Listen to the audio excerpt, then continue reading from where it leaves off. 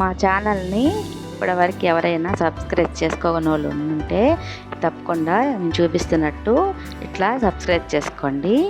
మా వీడియోలన్నీ మీరు చూడాలనుకుంటే దీంట్లో చూపిస్తున్నట్టు నోటిఫికేషన్ ఆన్ చేయండి. ఇప్పుడు మనము వీడియోలోకి వెళ్ళిపోదాం. హాయ్ అండి, వెల్కమ్ టు తెలుగింటి వంటలు.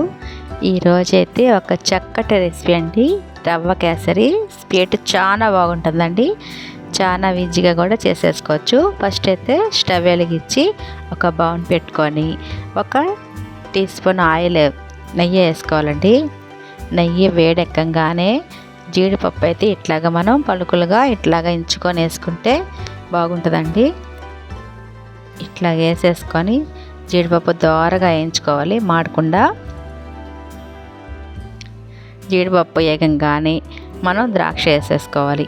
జీడిపప్పు కొంచెం ఎక్కువ టైం పట్టిద్ది కాబట్టి జీడిపప్పు ఫస్ట్ వేసేసుకొని కొంచెం తీసేసే ముందు ద్రాక్ష వేసుకుంటే సరిపోతుంది. ఇప్పుడు ఆ నెయ్యిలోనే మనం రవ్వ కూడా ఏం చేసుకుందామండి. ఇది బొంబాయి రవ్వ, 2 గ్లాసులు రవ్వ తీసుకున్నానండి నేను. 2 గ్లాసుల రవ్వని కూడా ఇట్లాగే నెయ్యిలో బాగా మాడకుండా వేయించుకోవాలి. ఇట్లా కలుపుకుంటూ అసలు అడుగు పట్టకుండా, ఏమాత్రం మాడకుండా ఇట్లాగా లైట్గా కలర్ మారే వరకు వేయించుకుంటే సరిపోతుందండి.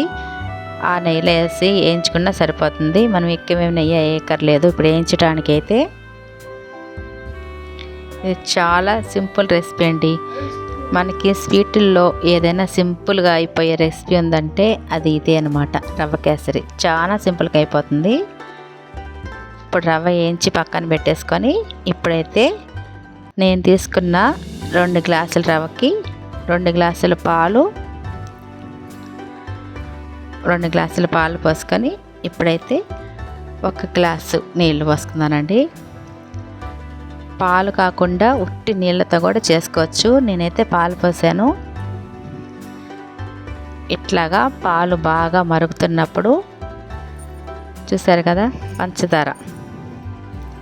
పంచదార కూడా వేసేసుకొని ఇట్లా బాగా పంచదార కరిగే వరకు తిప్పేసుకోవాలండి.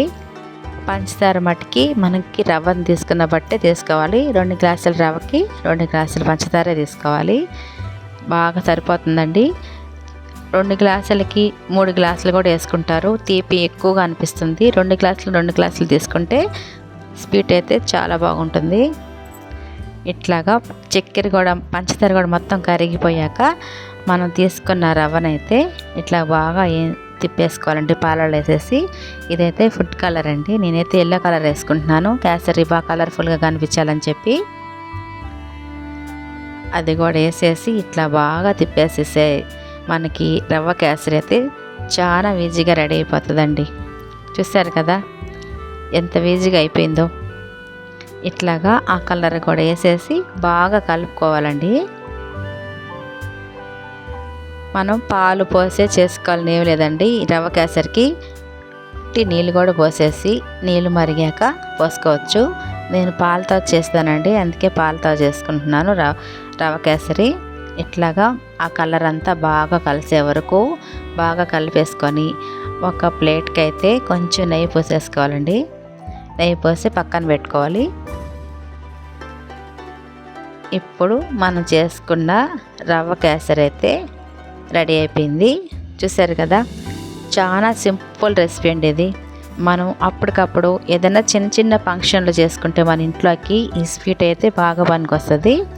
చాలా ఈజీగా మనకి ఎక్కువ పనులు ఉన్నప్పుడు ఎక్కువ ఐటమ్స్ చేస్తుంటాం కదండి, ఈ స్వీట్ కానీ చేసేసామంటే చాలా తక్కువ టైంలో ఎక్కువ టేస్ట్తో మనకైతే రవ్వ కేసరి రెడీ అయిపోతుంది. చూసారు కదా ఫ్రెండ్స్, చాలా ఈజీగా మీరు కూడా తప్పకుండా ఇట్లాగే రవ్వ కేసరి ట్రై చేయండి.